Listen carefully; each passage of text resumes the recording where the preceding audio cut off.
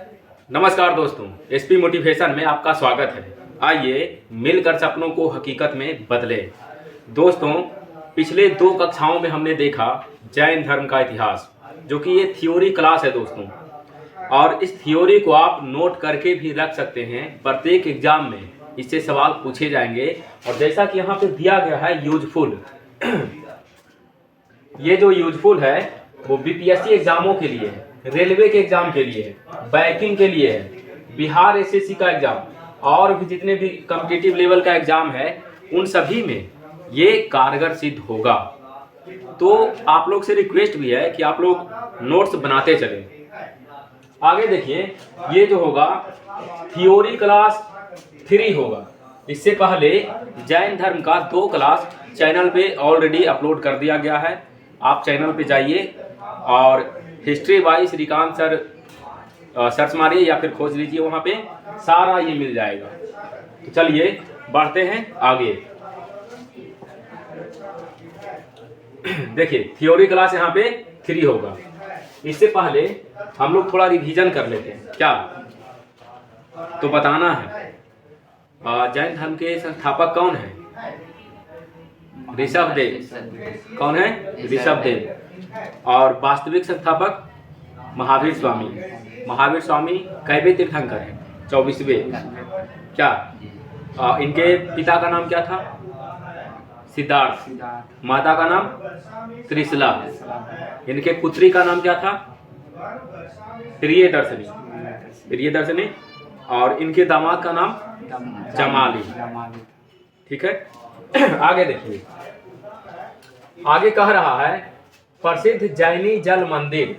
जैनी यानी जैन धर्म का जो जल मंदिर है वो कहाँ है जी? बिहार राज्य के पावापुरी में स्थित है। और ये विश्व प्रसिद्ध भी है जल मंदिर पावापुरी। नहीं है तो जल मंदिर अगर आपसे पूछेगा कहाँ है तो बिहार राज्य के कहाँ है? पावापुरी में स्थित है। मथुरा कला। मथुरा कला एक कला होता है, स्टाइल, मथुरा स्टाइल जिसको बोला जाता है। इसमें मूर्तियों का निर्माण किया जाता है।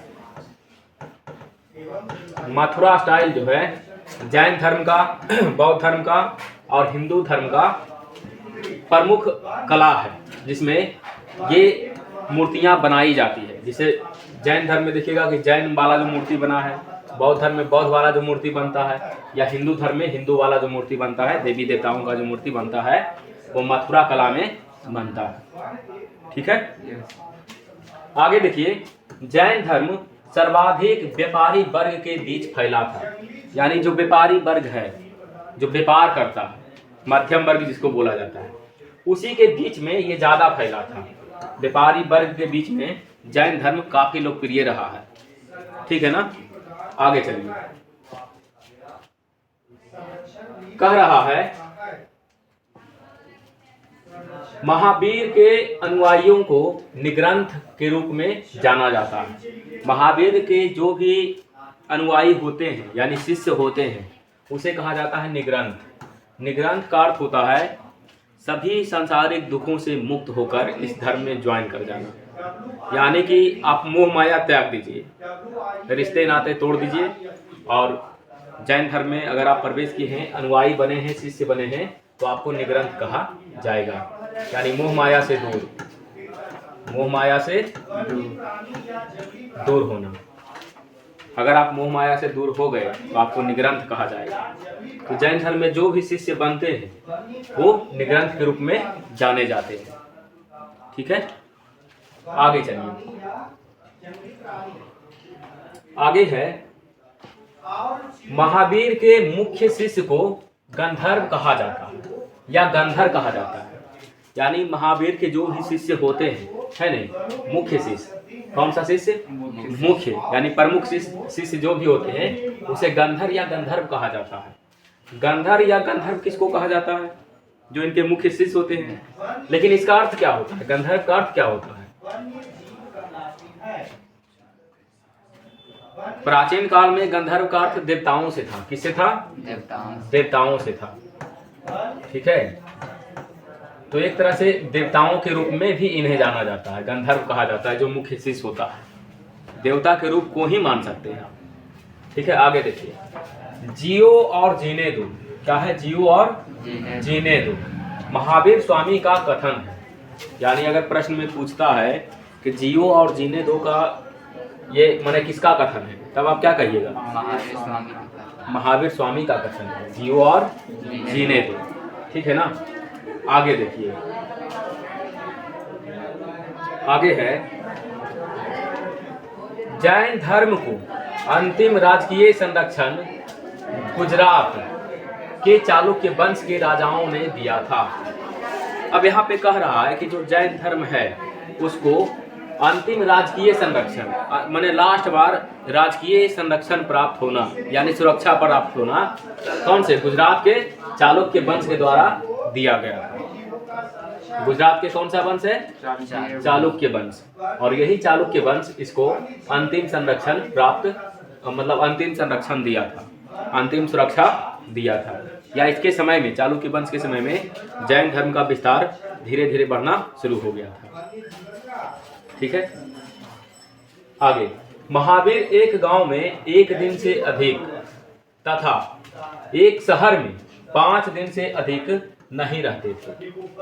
देखिए, सोचने वाली बात है कि महावीर स्वामी जो है एक गांव में एक दिन से अधिक नहीं रहते थे और एक शहर में 5 दिन से अधिक नहीं रहते थे। सोचिए, माने एक फैक्ट है, जैन धर्म का क्या है? फैक्ट है कि महावीर स्वामी जो हैं वो एक गांव में एक दिन से ज्यादा नहीं रहते थे और एक शहर में 5 दिन से ज्यादा नहीं रहते थे। ये भी याद रखना होगा आपको कि महावीर स्वामी एक गांव में एक दिन से ज्यादा नहीं रहते थे और एक शहर में 5 दिन से ज्यादा नहीं रहते थे। ठीक है, आगे देखिए,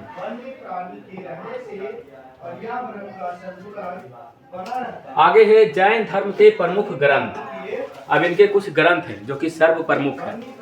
ठीक है, यानी प्रमुख ग्रंथ इसे कहा गया है। यह प्राकृत भाषा में मिले हैं, इन्हें आगम कहा जाता है। क्या कहा जाता है जी? आगम कहा जाता है। और कौन सा भाषा है यहाँ पे? प्राकृत भाषा। और इस मतलब इस बुक को या ग्रंथ को क्या कहा जा रहा है? आगम कहा जा रहा है। ठीक है, उसमें देखिए सबसे पहले 12 अंग है। क्या है? 12 अंग। ये पुस्तक का नाम है, ग्रंथ का नाम है। तो ये जो 12 अंग है, जैन धर्म के किस संगीति में इसकी रचना की गई थी? 12 अंग पुस्तक जो है जैन धर्म के प्रथम संगीति में इसकी रचना की गई थी। 12 उपांग, इसकी जो रचना है वो जैन धर्म के द्वितीय संगीति में की गई थी। क्या? उसके बाद है अचरांग सूत्र, भगवती सूत्र, कल्प सूत्र, आदि पुराण। ये सारा जो पुस्तक है, ग्रंथ है, वो प्रमुख ग्रंथ है जैन धर्म का। कोई दिक्कत? चलिए आगे बढ़ते हैं। और ये सारे जो है प्राकृत भाषा में, इसमें है प्राकृत भाषा में। तो चलिए एक एक करके हम यहाँ पे देखते हैं। पहला है अचरांग सूत्र, ग्रंथ है, अभी इसके पहले देख रहे थे हम लोग। अचरांग सूत्र क्या कहता है? इसमें कह रहा है कि इनमें जैन भिक्षुओं के आचार्य नियम व विधि विधानों का विवरण है ना? आचार्य नियम, विधि निषेधों का विवरण, यानी कि कौन से विधि विधान है इसमें या कौन से आचार्य नियम है वो इस ग्रंथ में यानी अचरांग सूत्र में मौजूद है। ठीक है ना? आगे देखिए भगवती सूत्र। आगे क्या है? भगवती सूत्र। और ये सबसे इम्पोर्टेंट हो जाता है जब आप मगध साम्राज्य को पढ़ेंगे, महाजनपद काल को पढ़ेंगे, तो यही भगवती सूत्र है जो कि 16 महाजनपदों का विवरण देता है। तो भगवती सूत्र में कितने महाजनपदों का विवरण है? 16 महाजनपदों में, यानी 16 महाजनपदों का, है ना? यानी इसमें महावीर के जीवन, महावीर स्वामी के जीवनी भी है और 16 महाजनपदों की चर्चा भी है। किसमें? भगवती सूत्र में। याद रहेगा, भगवती सूत्र में महावीर स्वामी के जीवनी और 16 महाजनपदों की चर्चा। ठीक है, आगे देखिए। आगे एक और ग्रंथ है जिसका नाम है न्याय धम कहा सूत्र। न्याय धम कहा सूत्र, न्याय धम कहा सूत्र, न्याय धम कहा सूत्र। कह रहा है महावीर की शिक्षाओं का संग्रह यानी न्याय धर्म कहा सूत्र जो है वो महावीर की शिक्षाओं का संग्रह है। किसका संग्रह है? महावीर की शिक्षाओं का। जैन साहित्य को आगम कहते हैं। अब इसके पहले भी हम लोग देख रहे थे जैन साहित्य या जैन ग्रंथ को क्या कहा जा रहा था? आगम कहा जा रहा था। तो जैन साहित्य को या जैन ग्रंथ को क्या कहते हैं? आगम कहते हैं। ठीक है, चलिए आगे बढ़ते हैं।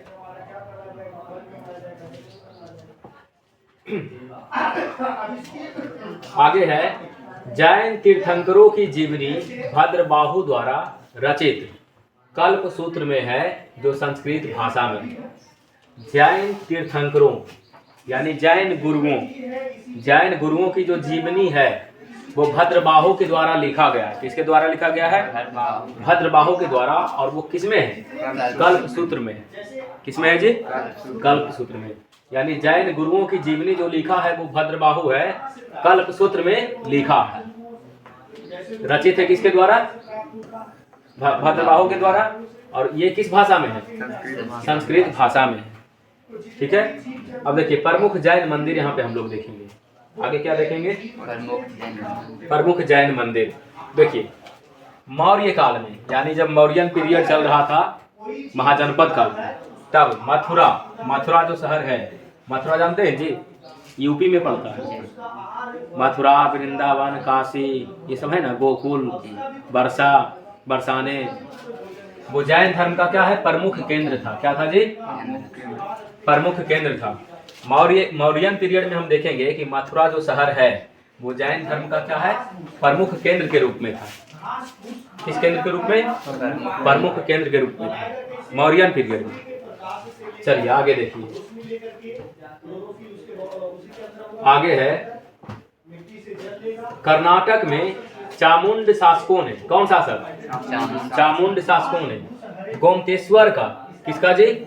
गोमतेश्वर का जैन मंदिर बनवाया, जिसे बाहुबली का मंदिर कहते हैं। कौन सा मंदिर कहते हैं? बाहुबली का मंदिर कहते हैं। फिर से सुनिए, कर्नाटक में चामुंड शासकों ने गोमतेश्वर का जैन मंदिर बनवाया। किसका जैन मंदिर? गोमतेश्वर का जैन मंदिर बनवाया, और जिसे नाम दिया गया बाहुबली का मंदिर। क्या नाम दिया गया? बाहुबली का मंदिर। ठीक है, आगे देखिए। आगे है मध्य प्रदेश में चंदेल शासकों ने खजुराहो में जैन मंदिर बनवाया। कहाँ बनवाया जी?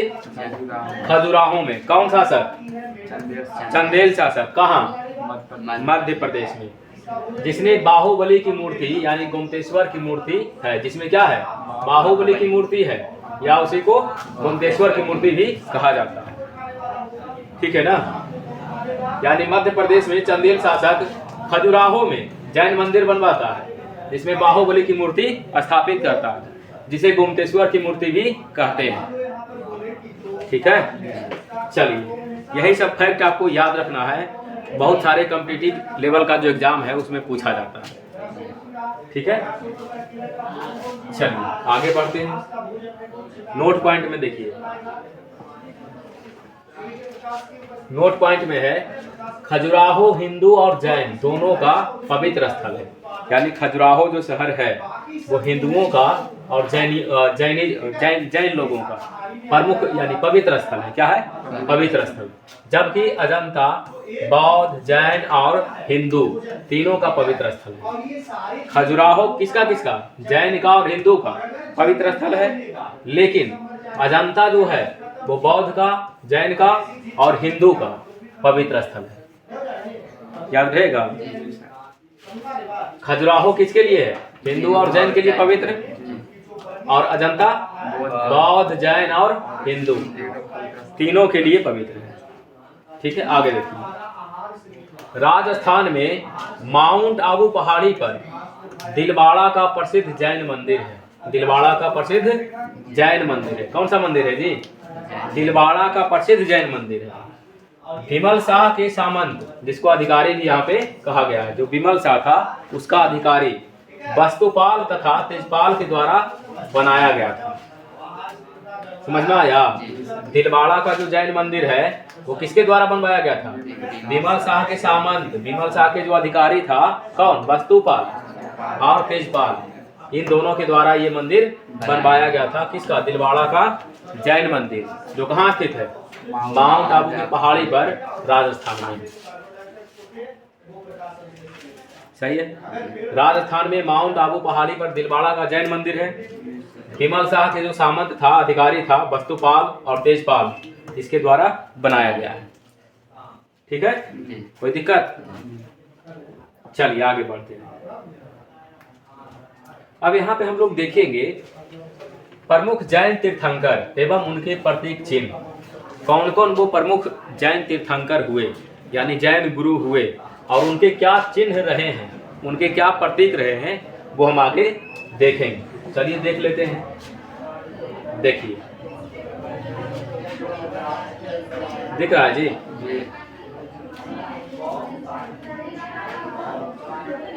ये इधर देखिएगा, प्रमुख जैन तीर्थंकर हो गए, यानी प्रमुख जैन गुरु हो गए, और उनके चिन्ह यहाँ पे हो गए। तो सबसे पहले देखिए ऋषभ देव का क्या चिन्ह है जी? बैल। ऋषभ देव का बैल। दूसरा अजेतनाथ, क्या है? हाथी। इनके प्रतीक चिन्ह क्या है? हाथी। संभवनाथ, इनके अश्व। संभवनाथ का अश्व। पद्म प्रभु का कमल। पद्म प्रभु कमल। सुपार्श्वनाथ स्वास्तिक, क्या है? स्वास्तिक। मल्लीनाथ क्या हो जाएगा? कलश। मल्लीनाथ कलश। नेमिनाथ नीलकमल। नेमिनाथ नीलकमल। अरिष्टनेमि शंख। अरिष्टनेमि शंख। पारसनाथ सर्प। महावीर स्वामी सिंह। ये इनके प्रतीक चिन्ह, और ये हो गए प्रमुख जैन तीर्थंकर। ठीक है, याद रहेगा? फिर से एक बार बोलिए। ऋषभ देव बैल। अजितनाथ संभवनाथ पद्म प्रभु सुपार्श्वनाथ मल्लीनाथ नेमिनाथ अरिष्टनेमि पारसनाथ महावीर स्वामी सिंह। तो ये हो गए प्रमुख जैन तीर्थंकर, और ये उनके चिन्ह हो गए, प्रतीक हो गए। तो उम्मीद है कि यह वीडियो आपको पसंद आया होगा। वीडियो पसंद आए तो वीडियो को करिए लाइक और चैनल को कर लीजिए सब्सक्राइब। मिलते हैं अगले वीडियो में, तब तक पढ़ते रहिए, आगे बढ़ते रहिए। All the best, thank you. यदि आपका कोई कमेंट है तो कमेंट बॉक्स में लिखिए। यदि कोई पॉइंट आपको समझ में नहीं आया है तो आप कमेंट बॉक्स में लिख सकते हैं, उसका सलूशन देने का हम कोशिश करेंगे। चलिए, धन्यवाद।